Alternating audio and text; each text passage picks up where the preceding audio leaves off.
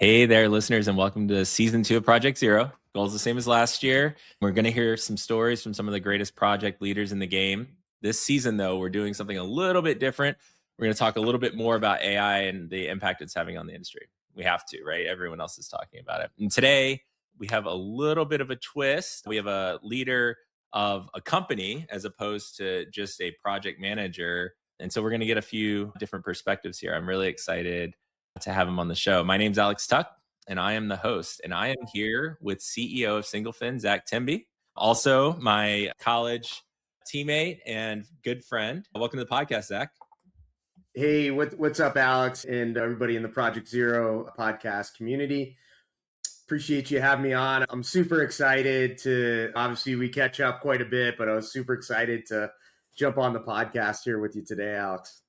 Yeah, it's exciting. Having your perspective as a technology leader for the past couple of decades and hearing what the impact is of like project managers, project leaders on the engagements that you've had sitting across the aisle, it's going to be really helpful because sometimes we just get in our own silos and we think about, okay, we got to deliver this project, but we don't think about what the executives need and what leadership needs. So I'm really excited to hear your perspectives on this. Let's start off, Zack. Tell us a little bit about yourself and the work you do. Awesome. Appreciate it, Alex. Yeah, as you mentioned, I'm the CEO of SingleFin. My background in getting into technology, I've been doing it for 2+ decades. I'm extremely passionate about helping build and grow startup companies. I'm not a big company guy. I've always worked for smaller startups and high growth companies. And I love the creativity. I love the craftiness that you have to have running a small company and working at smaller organizations. You really have to be super crafty and nimble.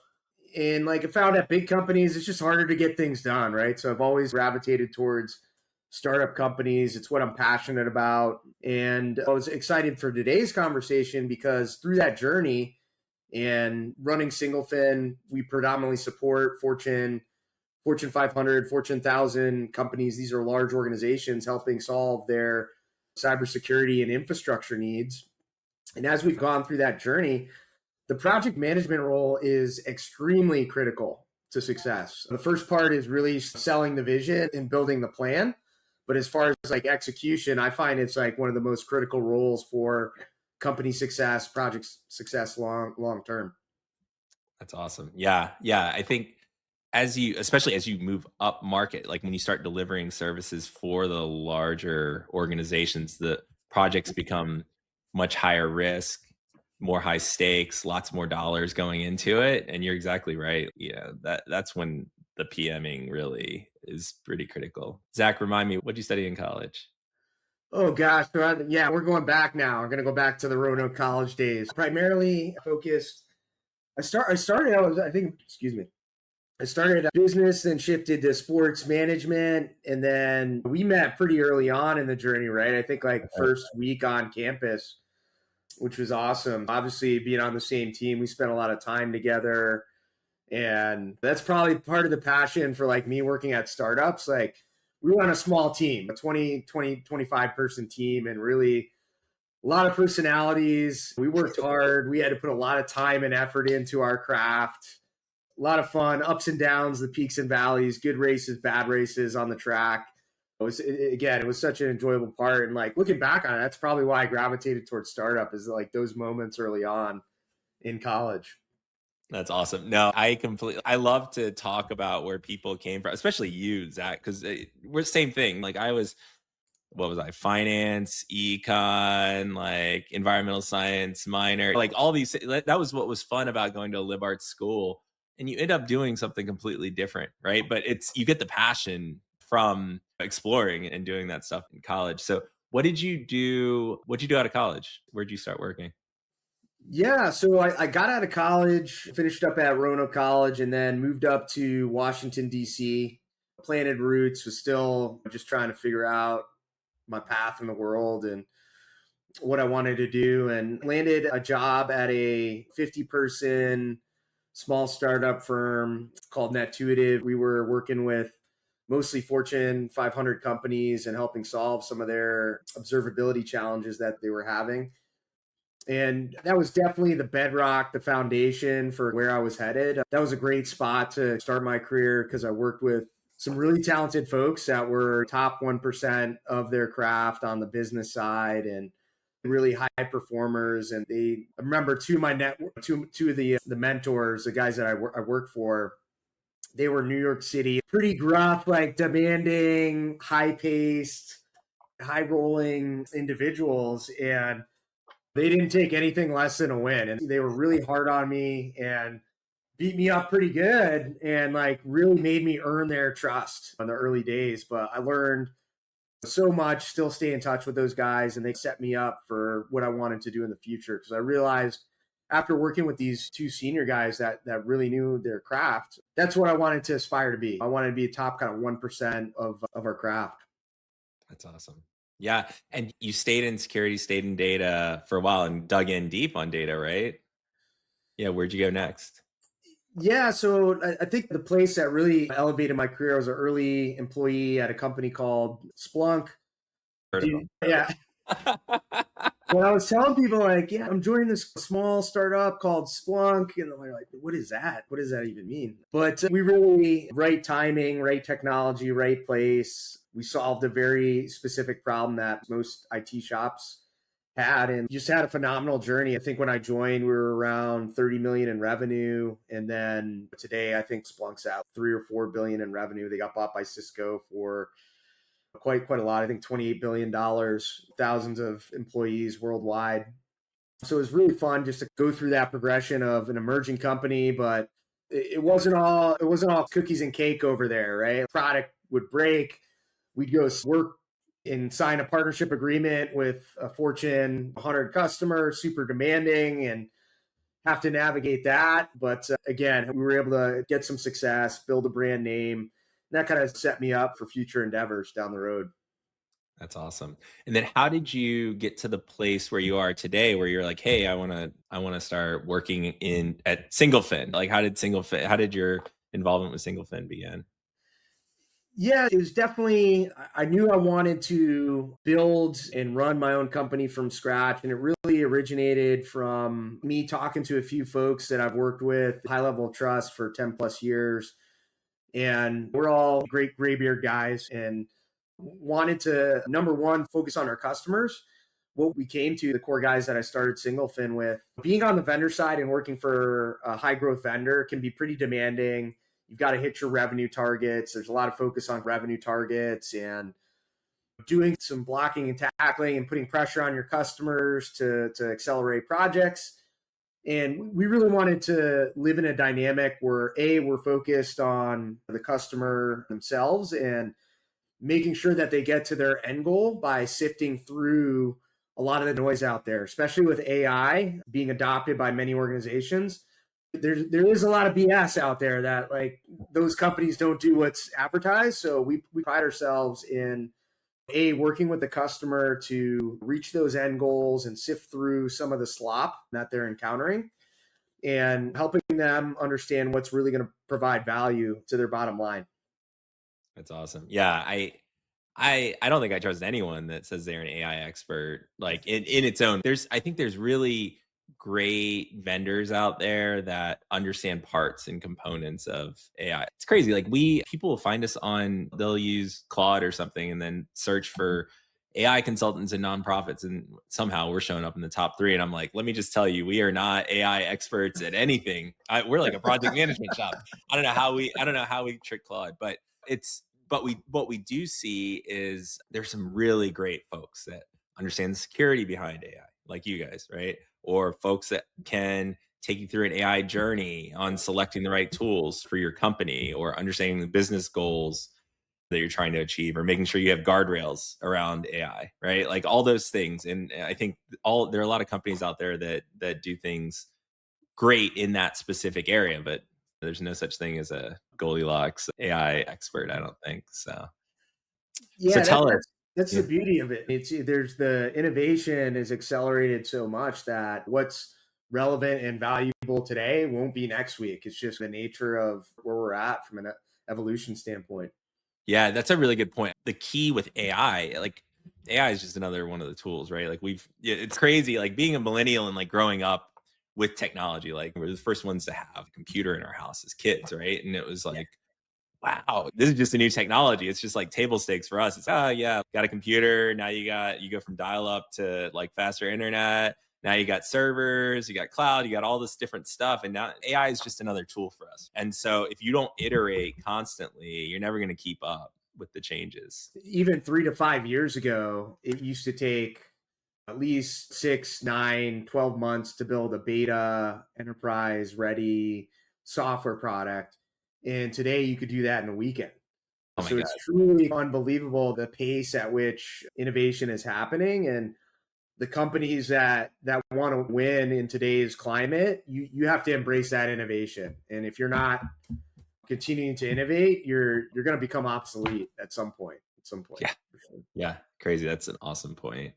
Let's get into your Project Zero. So for the listeners out there who haven't listened before, Project Zero is that first project where things clicked. There were lots of high stakes with the project, and either as a project leader or an executive sponsor, you finally figured out like what success would look like with a project, right? You might have had a lot of failures in it, you might have had a lot of success in it, but you really had to work through it, and you realize, okay, there's some value with having real project management, real project leadership on the project. So, Zach, what was your Project Zero where you encountered like an awesome PM that made the difference with the delivery? Yeah, there's two, and I'm gonna pivot here. I know we talked about one earlier, Yeah, but yeah. I'm gonna pivot here. So this was actually during COVID. So this is during COVID, and I was engaged and working with a large video game company, definitely a game folks have heard of, and they were getting ready to launch a new game. Again, completely remote, nobody's in person. Think about during COVID, the utilization of the game was double. Basically, they had enough traffic that was like their highest to their highest ever. That was their Hmm. normal traffic now that everybody was inside and not leaving their homes. Interesting. We were deploying the new game, and I worked with a true business partner. And this is like really where I really understood the value of a good project manager. I've had some bad ones before that really didn't provide some value, but my guy Ian, I'm still good friends with Ian. And he was great too because he was very soft spoken, a matter of the fact. He was from the UK, so he had the accent and like very calming. And a lot of times we were dealing with very stressful situations, but just from a personality standpoint, he did such a great job of just getting everybody kind of calm and focused on the task at hand when emotions are involved. So that's one thing that I really liked about him.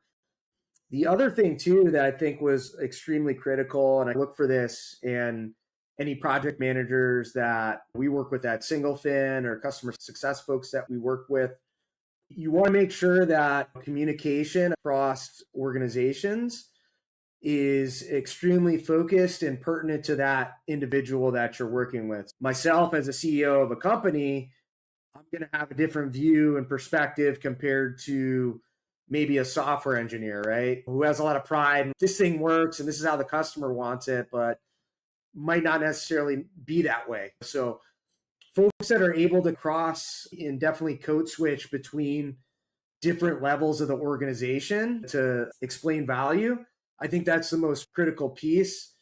And then just the ability to make sure that everybody is on the same page and we're focusing on a unified goal. I think that's the other kind of complex thing because, again, things are important to different folks in the organization. And the project manager really has to lead the charge to make sure we're on the right track to hit our goals. Yeah, it's so funny. You said something earlier. I had a really great project manager, and I knew I had a couple of not great project managers before. It's really funny because, especially, and this is for all the project managers out there that are listening, right? The executive sponsors and the leaders that are sitting on the other side or up above, they are going to remember the bad PMs, and you'll remember the good PMs too, right? But it's so critical for us to get it right. I remember I was chatting with one of my friends, and none of your friends actually really know what you do in your day job, right? Yeah, they don't really know. So we were getting Yeah, in really, we just do podcasts all day. yeah, That's exactly. That's all what we we do. do. Yeah. We were talking. She worked in the Fed space, and she's, "What do you guys do?" And we're like, "We're a project management consulting firm." And she's, "Yeah, but what do you actually do?" And I'm like, "What do you mean? You know what project management is, don't you?" She's like, "Yeah, I have project managers, and they're horrible. They just get in my way, and they ask me for task answers and stuff like that." And I'm like, "Oh, that's a really good point." And so the point you made, Zach, about this great PM that like was great at code switching in between the different groups, that is a learned skill, and you don't realize that you need that. And some people, they have the natural ability to switch between, you can be in the north or the south, and you can code switch that way too, right? But sometimes you have to code switch within an organization, talk to executives a certain way. They want certain information distilled, and then developers want things a different way. They just want you to make room for them to and get off their backs, right? And like figuring that out is a huge challenge. And a new PM's never going to figure that out, right? So no one should expect to be able to do that right out of the gates, but that's an important skill. I love that you brought that up, Zach. Tell me a little bit more about, was this PM that on this project, was he a technical PM? Like, did he get what the video game designers were working on, or was he more of a functional PM? He had a good mix. That's the other Yeah. reason why I think we worked so well and had so much success with that particular project. He was able to really understand the technical piece and those requirements, and then working with folks like myself, really align those with some of the business metrics. Because Mhm. at the end of the day, when we're speaking with the executives at this company, all they care about is we want 99.9% uptime on this game when it launches. We want it to be able to handle X amount of capacity and users. And as long as you guys can do that, you guys are good. If you guys do that, we're kicking you out. We did an excellent job, and Ian did an excellent job executing and making sure that we met those very stringent goals from the executives on the customer side. And then as we worked with our developers, because we went back to our team internally, and it's a typical group of San Francisco, very talented, best in class. They would put up a fight sometimes and be like, why do we need to do this? Why do we need to do this for the customer? We should be doing it this way. Zach, why don't you go to your job and go tell the customer we should be doing it this way? Sometimes the world doesn't work that way. It was a big juggling act, especially at that scale with the amount of folks we were engaged with on that project. Yeah, I think video game design and development is one of those, it's one of those spaces that I love. That was your project. Yeah, I didn't even know that about you, Zach. I've had a couple of friends that work in the PM space in video games, big companies, probably similar to the one you're describing. And there is so much project management in it. Like it is unbelievable how important the PMs are in it. Some people call it product management, some people call it project management, some people call it program management. There's the infrastructure involved, there's the actual development of the game. Sometimes there's actually Marketing. stuff. Yeah, exactly. Oh, everything, right? Yeah. Security, everything. And it's such a great use case for where project management is so important, right? Because you have a release date, right? You have all your contracts and everything that you have to get things out. And it's a creative process too. So I love the mix of it. Cool. So tell me, where do you think AI is going to take project management over the next few years, or where has it already impacted it? I think there's been a huge impact already, Alex. We're at Singlefin today. We have a really sophisticated, robust AI implementation today. I personally have about a dozen agents supporting my business. So think of, I've got an account manager agent that's monitoring our accounts. I've got a legal agent that does MSA, NDA reviews. We still have people contractors, but we're leveraging AI to accelerate and minimize a lot of those people costs that we do have. We've got a marketing agent that does all our social media and creates that content. So we've got these dozen agents that everyone at our company is interacting with. So I know there's a lot of fear. There's a lot of fear in the market around, hey, are these agents going to displace human roles? I think the opposite. I think it's going to be able to accelerate and help companies like Singlefin and Tuck Consulting Group really accelerate their operations, because we've already seen just huge gains. We're a smaller company, but we're operating at 10x our actual capacity. People think we're a big couple hundred person company. It's like, no, we're lean. We have really tight operations. And then because we took the steps to actually build this stuff internally, we've seen, oh yeah, this might be a security issue, or this might be an issue as you scale. Like we've got 12 agents today. We're planning to roll out 50, 60, 100 agents by the end of the year. So how do you manage all that? How do you make sure they're all secure? So going back to your question, I really think folks have to embrace using AI. The two areas that I would urge like folks to focus on, we talk a lot internally about skill development.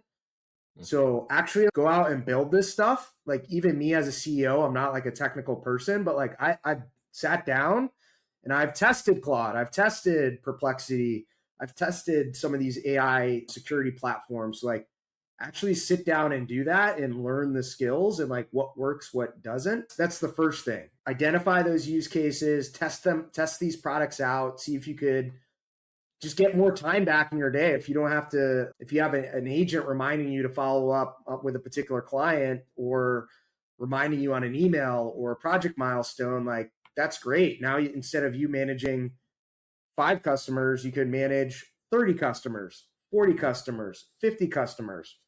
So test out this technology, use it in practice. And then the second thing that I urge folks to really think about from a skill perspective is like just more agency. And the PM role is like a really good role because most PMs have the most agency out of anybody in the organization. So it's set up to be successful with this AI wave. But again, have that agency where when you're working with a client or you're working with internally, hey, I built this agent out really quick. It's going to help us save time scheduling meetings or appointments. Why don't we try implementing this? Just continuing to innovate and create apps like that. If you're doing that and actually using the technology and bringing that to your team, that's how you're going to really be successful in this kind of next wave of technology innovation. Love that. Zach, we need to compare notes on our agents because like similar thing, right? Because I have an agent in addition to the ones that you just described too. We have marketing consultants and we have a marketing agent and we use them both and we build them for our marketing consultants even, right? So like we have content that's being created. But my favorite agent right now is I have one, it's called my focus agent. And every single morning it sends me my top 5 tasks that I need to focus on for the day, puts in my personal priorities and schedules it for me. And as a CEO, it's such a time saver and it's more accurate than your memory or your notes or any of that kind of stuff is going to be, especially if you take the time to tune it. And I love your advice about even as the CEO, you're going to sit down and you're going to use it and you're going to build and you're going to test the tools.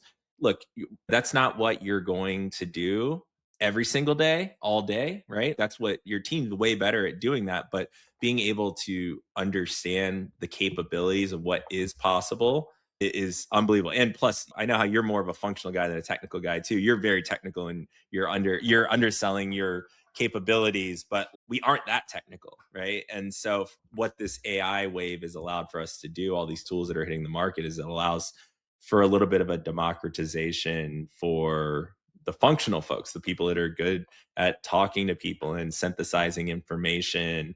And I think that's great. And we still need the technical folks too to do the hard work. Yeah, I love that advice, Zach. What's the coolest way you've seen AI be used? Like any application, any industry?